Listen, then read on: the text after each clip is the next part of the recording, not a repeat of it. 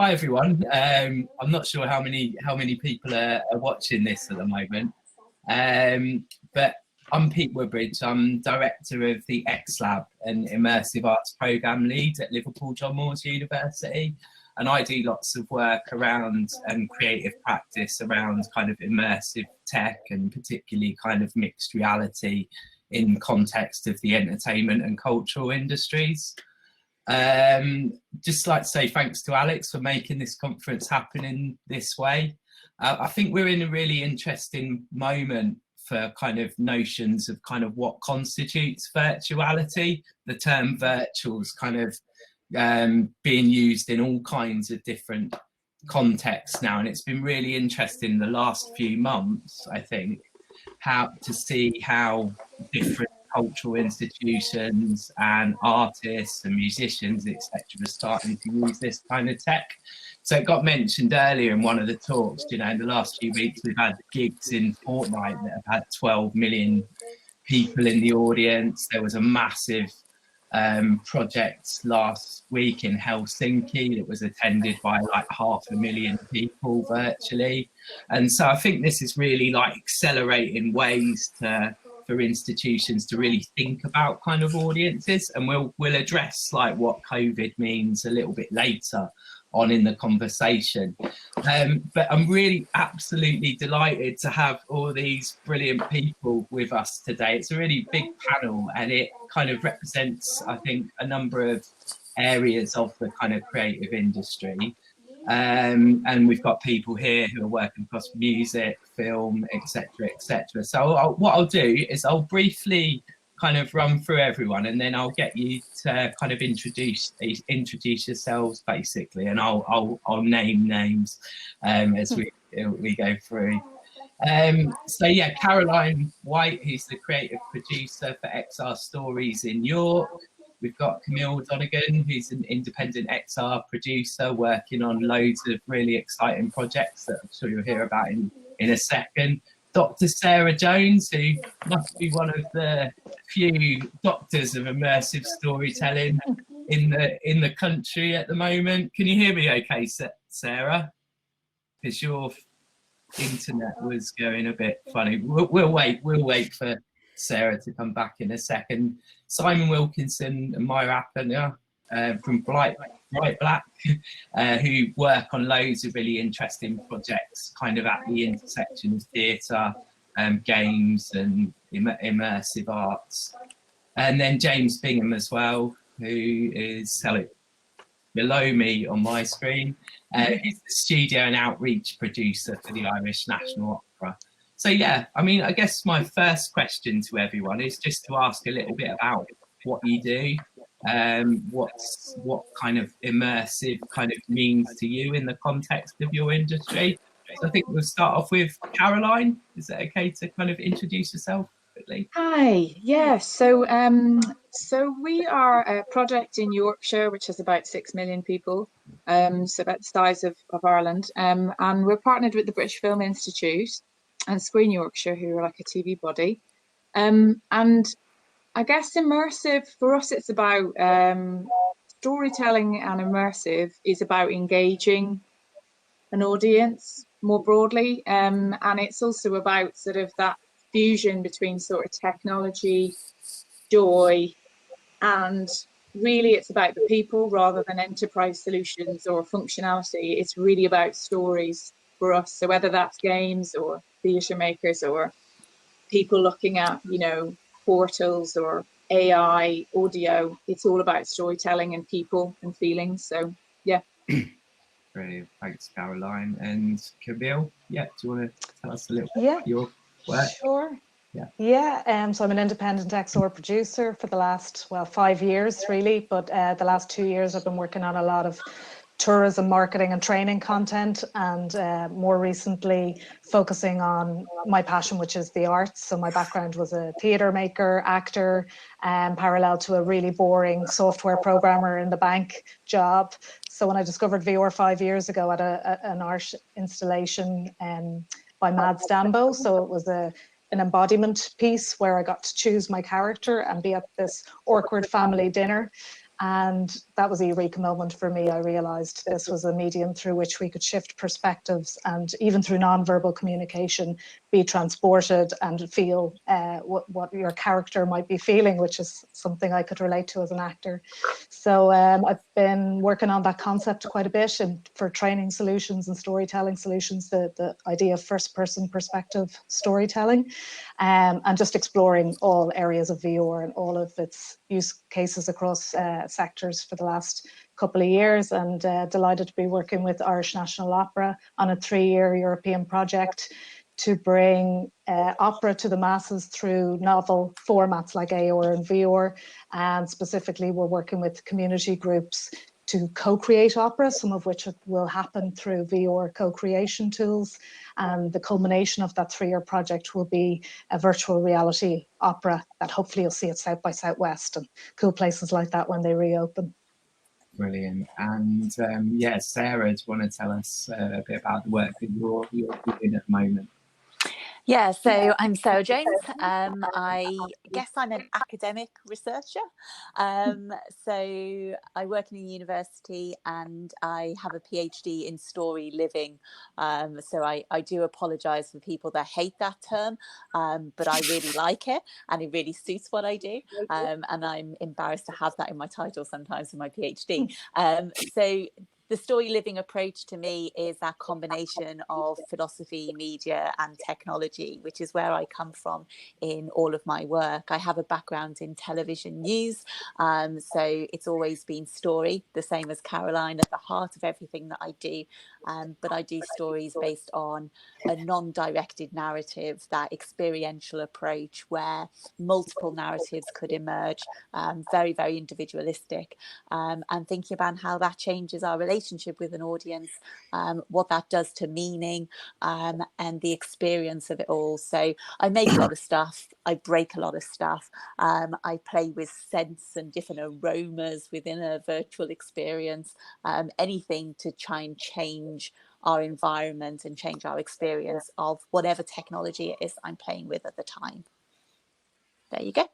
Brilliant. And yeah, Simon and Myra, do you want to say a bit about so like well, I guess if we give our background and why we kind of work together. So I'm co-director of Brightblack with Myra. The reason we came together and started that company a year ago was because we found that we had both made the two of the biggest ever VR shows in the history of the UK without having met each other. I've been making VR since 2010. And I have to say that I love everything that Sarah just said, because it kind of sums up a lot of what we are doing. So we're thinking of immersive as not, moving away from a hierarchical culture where you have makers who make stuff for other people to consume passively. For us, culture is something you live, contemporary culture coming out of internet culture is something you live. So we're making stories which sort of seed with people's everyday lives, that they live that story rather than just, imbibe it, if you like. And yeah, Myra, I don't know if you want to sort of say anything about it. Just say hi. Yeah, so I'm the other director.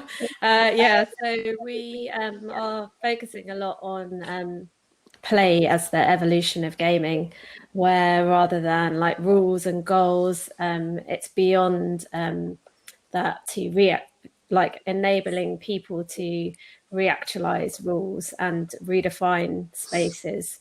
So thinking a lot about like Caroline touched on, highly functional open worlds, possibility spaces beyond scripted branching interactions to like really intuitive spaces, and blurring the lines between the real and the virtual and what can come out of that, and trying to kind of retain this kind of pioneering experimental spirit, and not submit to hierarchy, and reproducing the structures of mature industries like film and theatre in this new industry, which we're already seeing, which is quite disheartening. But we've kind of been looking at new power as a kind of fluid, democratized, open sharing trend that overlaps with this stuff.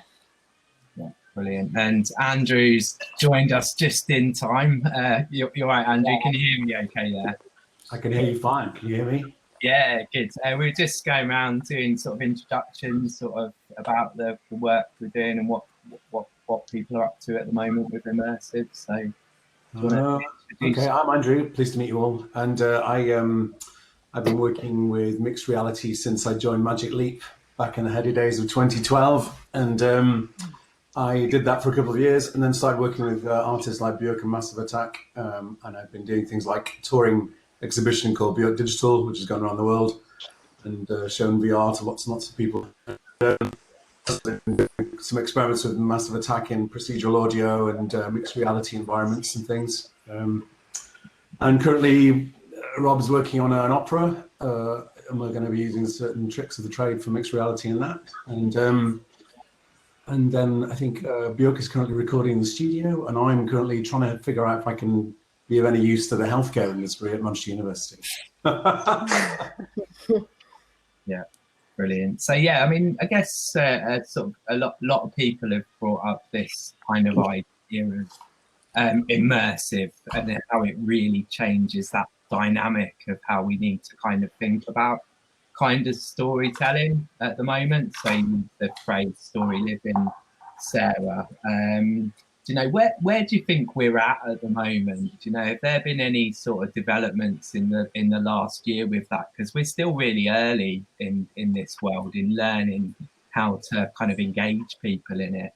I don't know if sort of Simon and Myra want to kind of comment kind of first on this kind of thing. Are you seeing any work that's really embracing this kind of these ideas about how we need to change storytelling? We've just been playing actually. We've just been playing the Under Presents. Has anybody tried that? Not yet. Store. Do you want to explain it? Yeah, it's a VR experience, but basically it has, oh, it's a little person there. Hi. Do you want to wave hi? Mine's not back yet. Lucky you. I love that.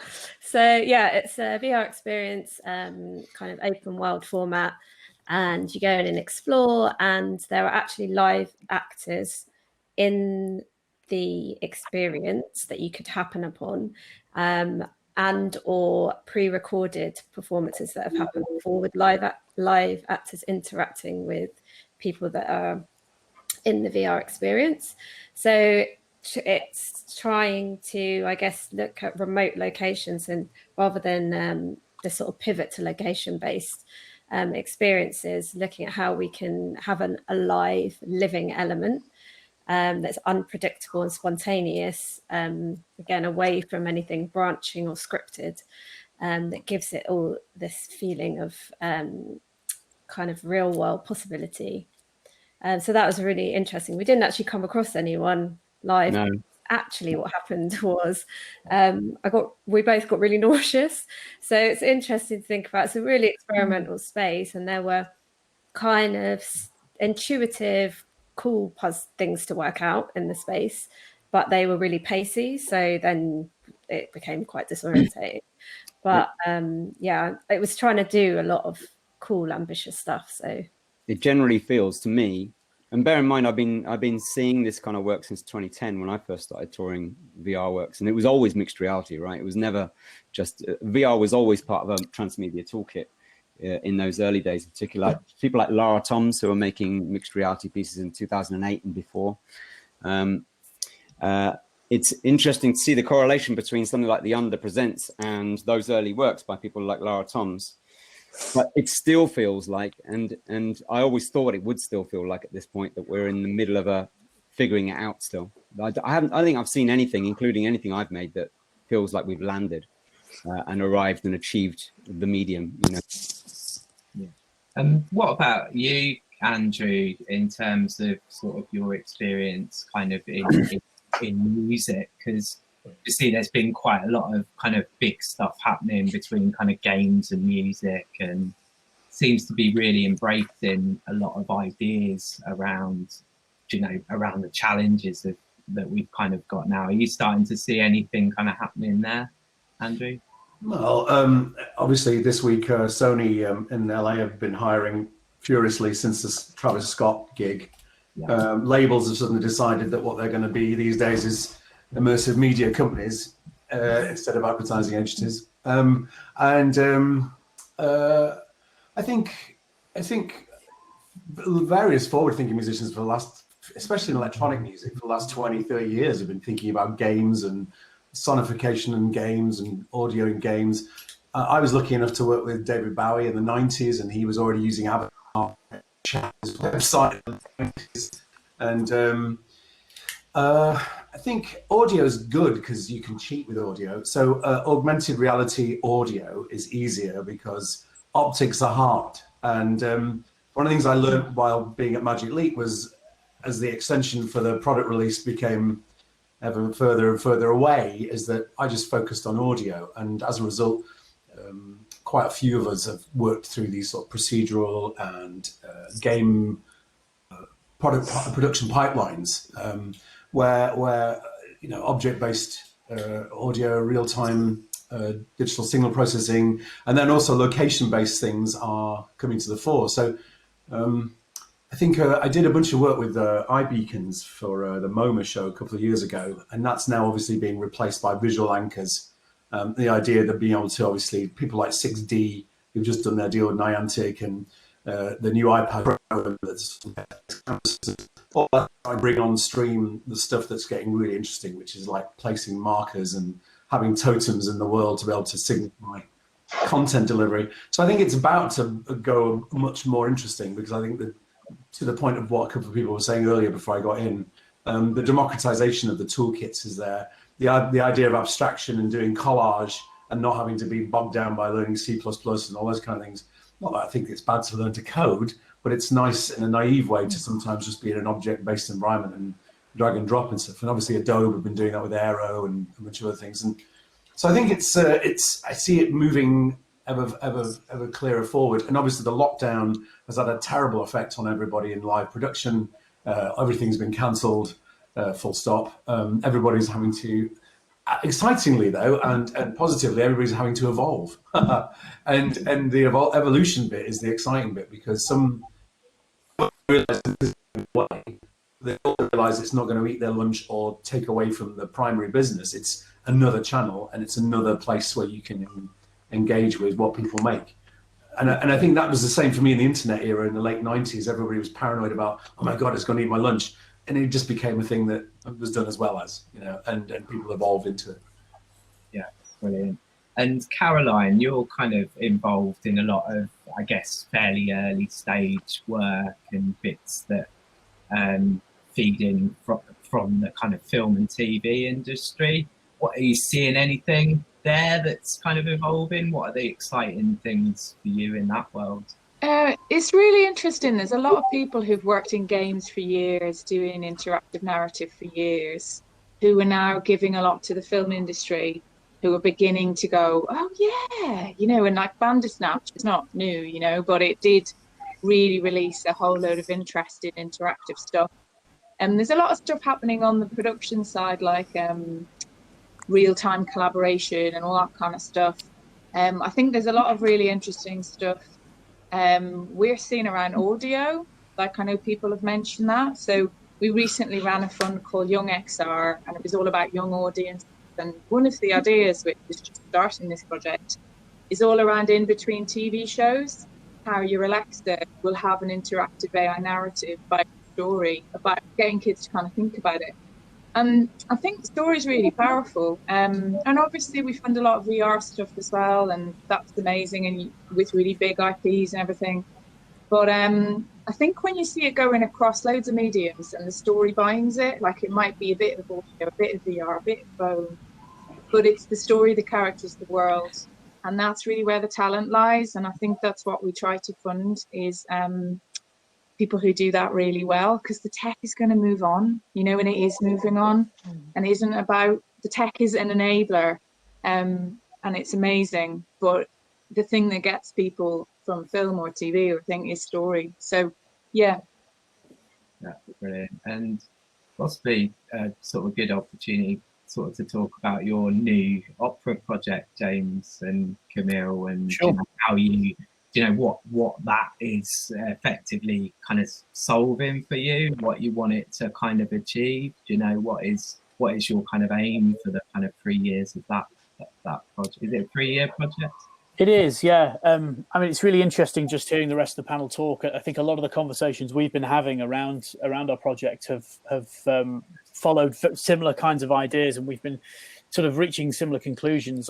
I'm relatively new to immersive technology, and the work that I do at Irish National Opera is really principally concerned with engaging new audiences with opera, and also bringing communities to opera and getting them engaged in opera, either as participants or as audience members. And so we want to look at kind of novel ways of doing that, but ways that aren't just tokenistic, that we're not doing it just for the sake of trying to somehow appease what we view as being kind of some kind of image that's not really there of broader society. We want to do things that genuinely interest people, because, you know, I believe that opera is just as relevant today as it always has been, really. So there's two kind of aspects really to the project. One is to look at how we can, it's a community opera, so it's how do we engage with communities, and how can communities contribute in a way that's interesting, but also means that their contributions are really fundamental to creating a really great piece of art. And again, we're not being tokenistic, we're doing something that they can contribute. And how does the medium of VR maximize that?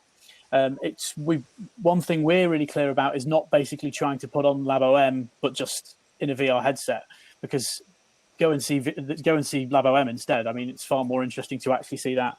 But opera in itself is innately a kind of immersive experience. You know, it doesn't work as well if you've just got it on Spotify and you're kind of going to the shops. It's sitting down and being immersed in that kind of way, and trying to get those kind of creative challenges and see what kind of dimensions and things that wouldn't be possible to do with a traditional opera setting. How can you do that in a VR space, and what new kind of dynamics can you bring? So all these ideas around gamification that I think are really, really interesting, and I'm kind of interested to see where we're led by this. And Camille, I'm not sure if you're still there. Can you hear us okay? Yeah. Do you want to sort of say anything, do you know? Yeah, I can. Sort of particularly around like what you're aiming to do with that project. Well, just the beauty of it being a 3-year European project is we can really take our time to explore, to introduce the community groups to virtual reality and some of the possibilities, then explore co-creation tools. Like one idea we have is that everybody will create a tag in Kingspray graffiti that may, in the 3-year opera, the lobby might be thousands, you know, all the community participants, or hundreds of tags will be in this lobby before you go into the VR opera, for example. So I love that idea of collecting all of these assets, be it 2D or 3D or point assets, from the co-creation process with the communities, and building those assets in to our final to the VR. Yeah, brilliant. And Sarah, what about your kind of your work, or your kind of this, or your kind of what doing? I think it's really interesting talking about opera so much, and I was looking around to try and see if I could find the book, Ryan's book, which came out with a second edition, I think, in 2015, which is called Narrative as Virtual Reality, which likens VR to opera as being the total art. So I think it's really great having those conversations. I do worry, and I worry massively around VR, and I've been kind of working in the space since around 2012 or so, and I worry still that we're nowhere close to what could be achieved. And it's great, a European project that can last 3 years, so you can really just test and experiment. I think Myra was saying to play, and that's what you have to do. And for every good VR experience I've seen, there's been 100 that have been awful. Or not awful, that's wrong. I've made a lot of awful ones, I know that. But not enough breaking of it. And we cannot, I think Simon was saying, we cannot say and use things like film or games or theatre or anything like that to learn from. We have to create the new language to use this technology, because it is worth it. It's so good. But if we do just take that easy option and be like, well, we'll just do something like that because that's done in film, it's not going to work. I do love what Bjork Digital, and Andrew's here, and I'm just like, wow, that was amazing. I loved Bjork Digital. I thought it was fantastic, and I remember hosting a Women in VR event in London, a Somerset House, and we had a load of women in VR at the time, and it was brilliant, and we all went through it, and that was really good to see those shared experiences and different ways of capturing immersion and what that means, not restricting it just to a headset. There's so much else that needs to be done. So I'm really glad that he's here, and I'm just like, wow, that was a really good one.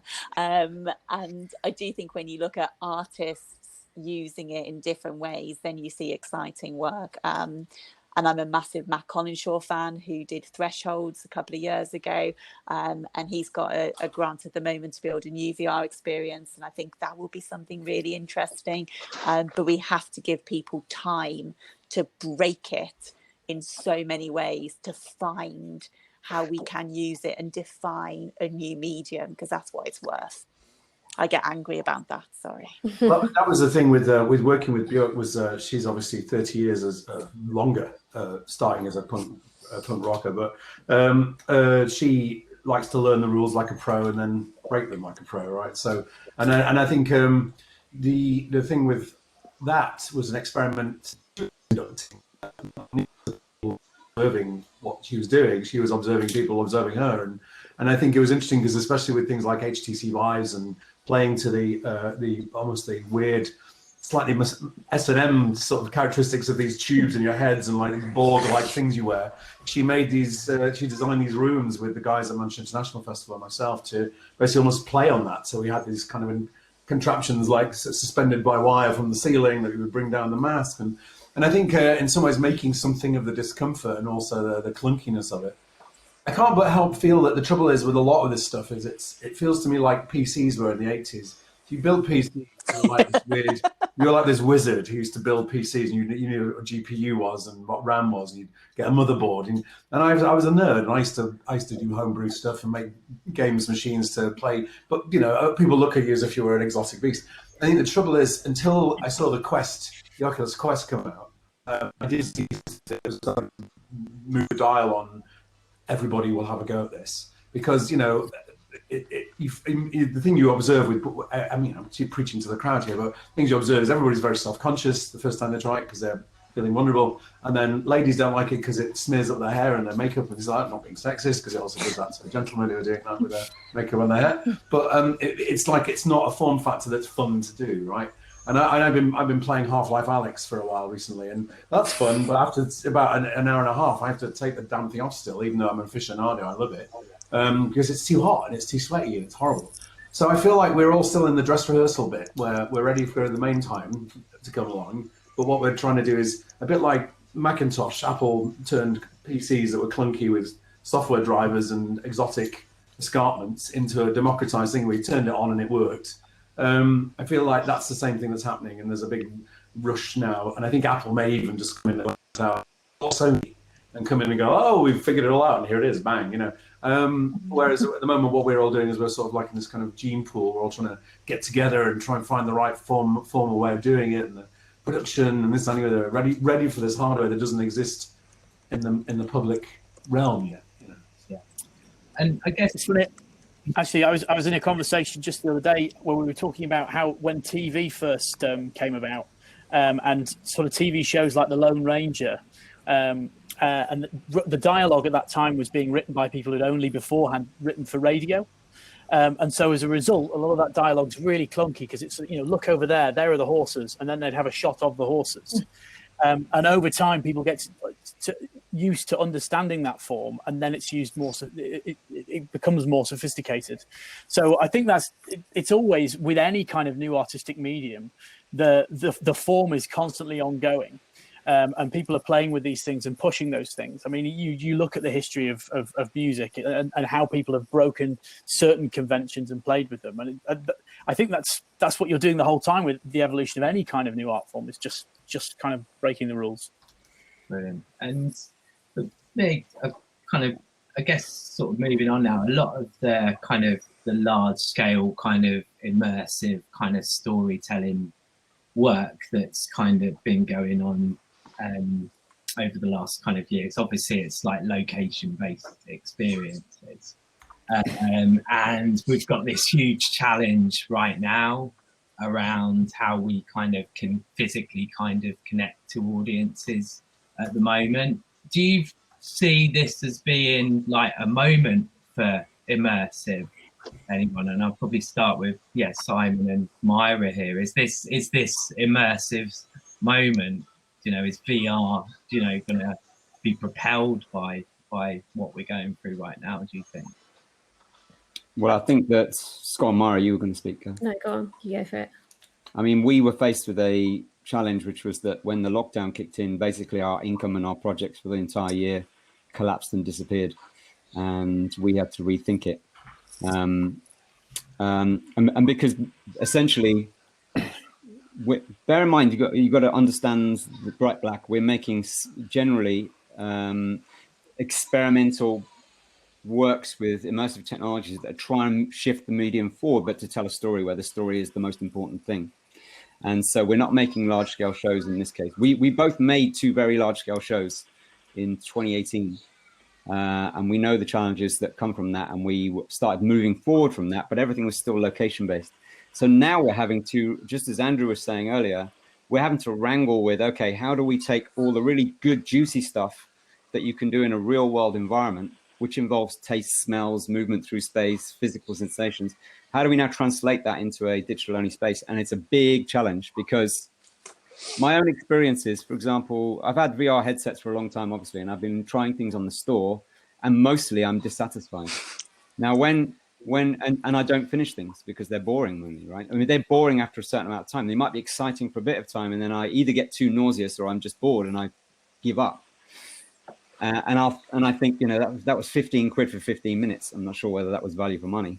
Whereas in the kind of arts festivals over the years, as people have been experimenting with stuff, and it's in real world spaces, and you have that live performer with you, you have literally physical kinesthetic, sensations and stuff.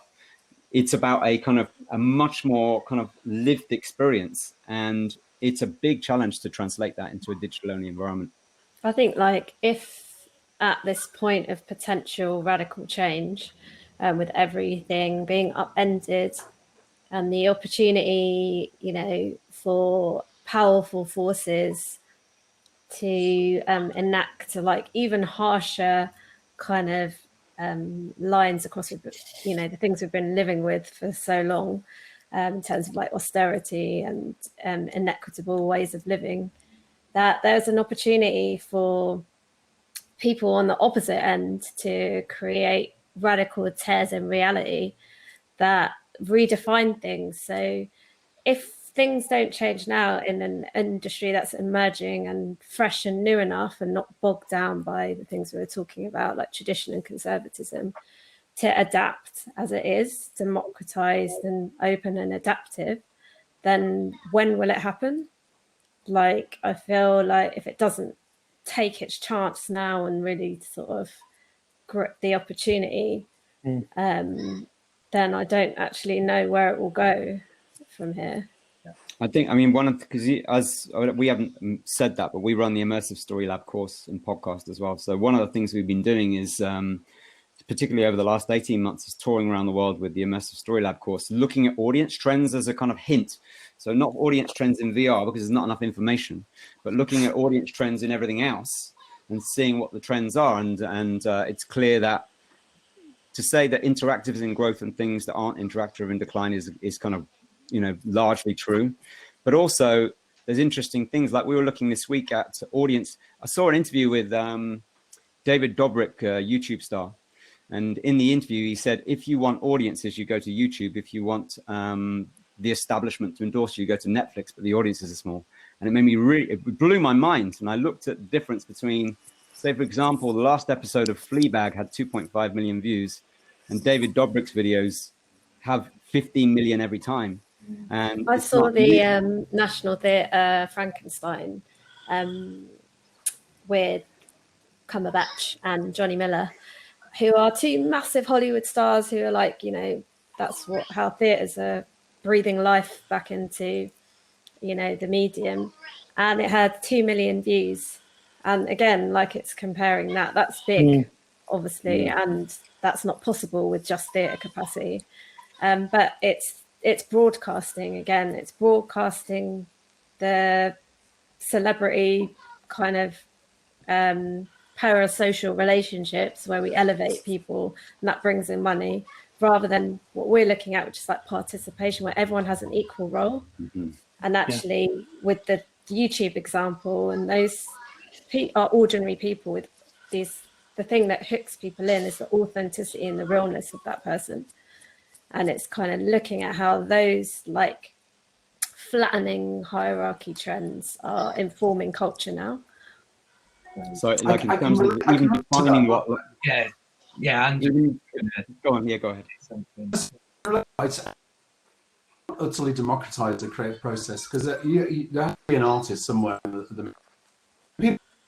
not these shoes, but I see lots of what I call horseless riders. So there's lots of technology demos and lots of little vignetted things that are cute.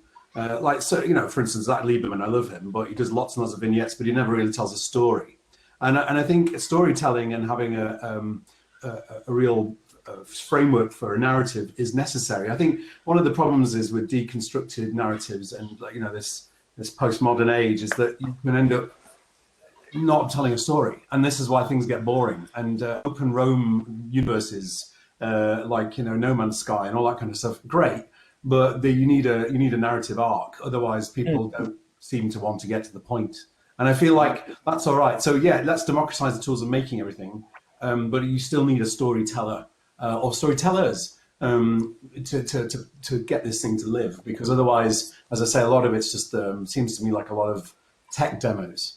To the point, think it's like, sorry, no, I just like thinking about story is like, it's still worth exploring the edges of story and where it's obviously going to change and morph, given that these mediums and are changing and morphing all the time. And we've been looking at like world building and the scaffolding that you use to construct coherent, logical, sensical worlds, so that people participating in their worlds can display emergent behavior, so they can create their own stories that are meaningful in different ways, aside from an author who owns the story and dictates what happens. Yeah, I don't think you're not comparing like with like. Like, if you think about Minecraft versus Bandersnatch, Minecraft is a different story with every person who's playing it, and they're huge stories. You know, there was a tweet yesterday about a mum who punished her son for getting up too late by deleting his Minecraft world that he spent a year building. And it's like a paradigm shift. There was a difference in understanding of what it meant. She didn't understand that represented a year of story, or a year of passion, and a year of creativity. And I think contemporary culture is much more based around those kind of things than an author who makes something for other people to consume.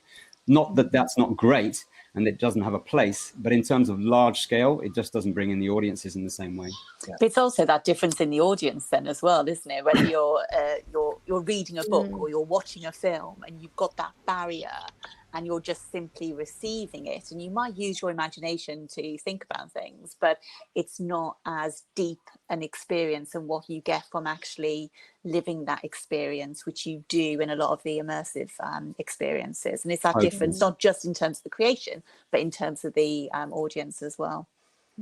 And if you're looking at new audiences who are growing up with that agency, and their conception of story is also different. So whereas an older generation not as interested in that, and might be the language is more about passive consumption of media. Thinking of just a project we've just funded, which is also about to start. It's called Storyland, and it's for kids to create stories, and it works across VR and AR. But it has a number of tools. So it's looking at tilt brush as a medium. It's looking at basic narrative devices and worlds, because sometimes that's just too broad to say create a story. But I think that it's really interesting. I'm just amazed not more people have used it and use these tools to, especially VR, like a lot of people are using it to plan out camera angles and stuff really, really quickly, or create worlds really quickly, just to illustrate storyboards. So there's that kind of professional side of it, but there's also that really free, you know, being able to just make a model and blah, blah, blah, blah, and then the story bit of it. I think there is a bit of curation maybe needed, but then look at Minecraft. I mean, there are rules and it is curated, but people want to have agency. They want to, especially young people like we did, you know. And I think you're right about the generational thing. I think definitely is huge schism, isn't there? That are just probably never going to understand each other. And I think you either have to have just different. I think what we've got at the moment are different channels, and never the twain shall meet. And maybe we just need to accept that. I don't know whether you try to stick everyone on one channel, it just isn't going to work, or one tool, or yeah. I think there's a really interesting parallel. I think, Andrew, you sort of touched on it a little bit there in terms of how you're kind of shaping audiences and what you kind of define as being kind of the artist and the participant. And there's lots of different kind of interesting relationships that go off there, both online and offline. I mean, it's something in my role that working with communities I think about a lot is how can communities contribute in a valid way. Like, you know, one of the most well-known community operas is Benjamin Britten's Noyer's Flood, and one of the things he insists in that piece is that there are certain parts there that are written for amateurs to play, and thumbs up, yeah, and insisting that certain parts are for amateurs to play, and as a result, that kind of that dimension of it, of insisting that it should be quality, is really important to the piece, and it creates a specific kind of sound that you couldn't recreate with professionals, really. I'm getting in a bit of trouble because we're going a little bit over time. I think too massive a panel. I think that's one of the interesting things about now. It's so easy for things to become quite big and everything. So Sarah's just had to leave to go and do some student recruitment things, and I think we can probably sort of start to wrap up now from everyone. And I just thought it'd be nice. I know we've got at least 2 or 3 kind of creators and people who are making work in this in the audience right now. Do you have any kind of words of advice or things that people should be kind of looking into? Just a quick kind of summary bit of advice for people in the audience. So yeah, Camille. It's a project I've been thinking of. It's the most inspiring piece of work that I've seen in the last year, which is Cosmos Within Us by Tupac Motir, if anyone was lucky enough to catch it at Raindance this year. So what was really interesting, it's like the best VR experience that I've had, and I wasn't in VR. So one person was in virtual reality. We were all in theatre seats. There was just 10 of us. So this is an example of the kind of production you could have with social distancing, for example. So we were in the round in theatre seats. There was live actors, live orchestra, and live dancers that had smell sticks. So the piece was about memory, and specifically about an older gentleman with dementia, and he's struggling to remember something from his past, and it's quite traumatizing when it comes. And when he's walking through the woods and he's kind of going through his memory, the dancers a smell stick of the earth and the forest. And I cannot tell you how immersive and transportative and emotional and emotive that piece was, and I wasn't even in VR. So I guess my advice is to anyone looking at this medium, headset for me, because my background's theatre, that combination of live ones and virtual reality or mixed reality is so interesting, and we're only just exploring some of those boundaries, and let's keep pushing them. And it doesn't matter if you're not techie, you know, if you're artistic and creative in any way, you can jump into this medium and there is space for you. Yeah. Talk to us. Thanks, Camille. And James, any last words? No, interesting just to hear what everyone said, really, on as I said kind of earlier on, it's I'm relatively new to this art form, but kind of hearing despite the fact that we work in kind of all, regardless of the fact we're all in the kind of creative industry together, we're in very different areas of the creative industry, but we seem to all be asking similar questions. And so I'm really excited to kind of see how this kind of art form is going to evolve over the coming years. Brilliant. And Caroline? I would just say some really practical advice. I mean, there's lots of funding out there from different sources. We've got loads of stuff on our website if anyone's looking for stuff. But it is just about finding a niche, you know, and finding out what an audience wants really and what people are going to love. And just, you hear that a lot. We hear loads and loads of ideas, and often we have to say, yeah, but who's it for?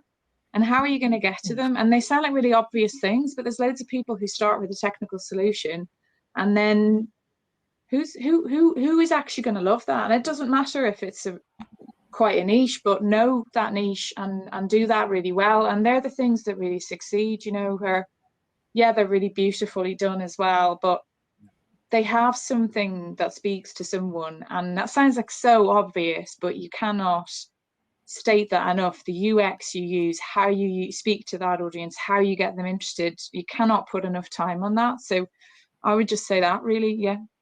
Well, thanks, Caroline. And Myra?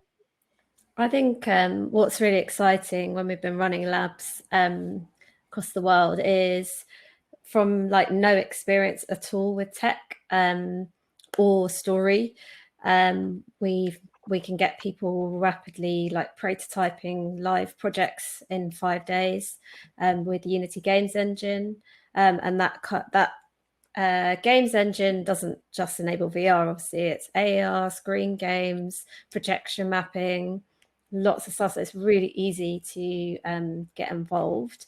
And also from the more diverse the discipline set within those labs, the more exciting the projects can be. So we've worked with opera singers, poets, architects, you know, people from cultural institutions like Sydney Opera House, and they've all brought something very unique and kind of, it's almost like the naivety of not knowing anything about it has expanded the medium even further, which is when I was creating Somni, I'd worked in Immersive, but not with the technology. So my ideas of world building and creating story just kind of cut across any preconceptions of what, you know, VR should be doing or what AR should be doing. And that, you know, sort of accidentally moved it forwards in some ways.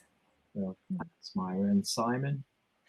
I think people sometimes get culture and business confused, and they're two very different things. Culture is people having a conversation about making sense of the world, essentially. And if not everybody's involved and participating, it's not really culture. There are high watermarks, for example, in music, in the history of music, when, for example, like from my lifetime, the rave scene was interesting because everybody was making it and consuming it at the same time. And when you went to a record store, half the records didn't even have labels on because no one really cared who made it. That's a real high mark. And what's happening in these technologies at the moment is that not only is there the infrastructure for that to happen, building, particularly with Unity this week buying Bolt, visual scripting tool, so that the biggest games engine in the world is going to have, it's going to be something you don't need code to use. But also we're talking about a form of culture which is inbuilt a two-way conversation. So I would say the future is culture where it's a two-way conversation, not broadcast, and where it's not passive, but it's participatory. Brilliant. Thank you, Simon. And yeah, lastly, Andrew, any kind of words of advice or thoughts or suggestions to end things off? Can't hear you. We might be on mute. There we go. Plot and go after funding to create critical mass to get things done. I would suggest some. What was that again? I missed the first part. I said what we should try and do generally is to try and get a good and go. It helps galvanize everybody and focus and clarify what the objective is. at the moment, it's very exciting. I think there's lots of carrots being dangled and small bits of funding here and there. And I think what's really interesting, it's a bit like the old demo funds you used to get from music publishers. And they're throwing lots and lots of little pots of money around. And hopefully you'll get the next, great double act or the next great quartet. And there's lots of opportunity to be in the dead. Because without it, nothing ever seems to get made. So I think it's a really interesting time to be collaborating like crazy and finding good stories. Real, thanks so much, Andrew. Yeah, we've gone way over time. I'll end it there. So those of you who want to get back to the kind of main session can do. But yeah, thanks so much, everyone, for popping along. And thank you, Peter. Thank you. Thank you. Soon. All right. Take care. All right. Great to meet you all. Great to meet everyone. Lovely to meet you all. Bye.